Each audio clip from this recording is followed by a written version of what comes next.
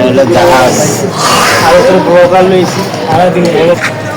এখানে কি পুরান জাহাজ রিপেয়ারিং করা হয়? এই জায়গাটা হলো কালীগঞ্জ তেলঘাট বলে, এখানে আপনারা আসলে দেখতে পারবেন। তেলঘাট চলে আসছি। সুপ্রিয় দর্শক, আজকে আমরা এমন একটা জায়গায় আসছি, এখানে নদীর এপার, সদরঘাট সোজা নদীর এপার পুরানো জাহাজ এখানে ঠিক করে এবং নতুন জাহাজ তৈরি করে। দেখতে থাকুন। এটা হচ্ছে জাহাজ, পুরানো জাহাজ ঠিক করার জন্য পারফেক্ট এখানে।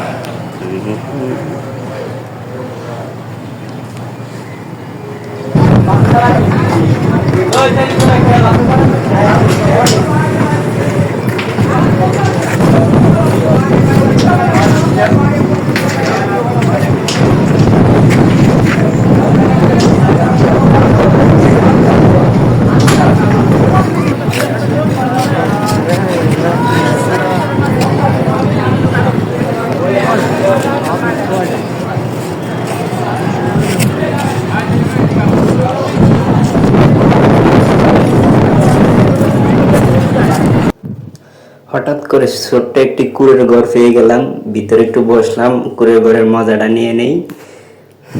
আগে যদি জানতাম এখানে আরো আগে আসতাম। এখানে অন্যরকম দৃশ্য। এটা হলো আমাদের কেরানীগঞ্জ। কক্সবাজার আর সেন্ট মানি নয়, এটা আমাদের কেরানীগঞ্জ।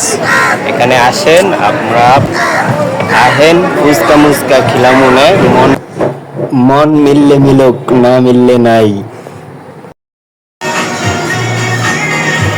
অস্থির এগুলো জাহাজের ভাঙ্গা। এই আঙ্কেল এটি কাটলেছি না? কয় টাকা আঙ্কেল কাটলেছি? কয় টাকা কেজি? 200 টাকা। অস্থির। এই মিষ্টি হবে তো না?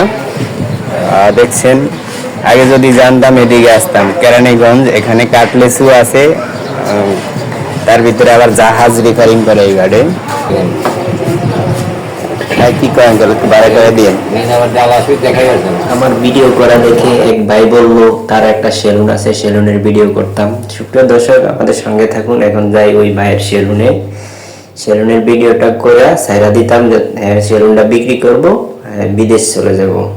সুপ্রিয় দর্শক, আপনারা আমাদের সঙ্গে থাকুন, লাস্ট পর্যন্ত দেখে থাকুন। তার দোকানে যাইতে আসছি। এখন আমরা সেলুনে ঢুকবো।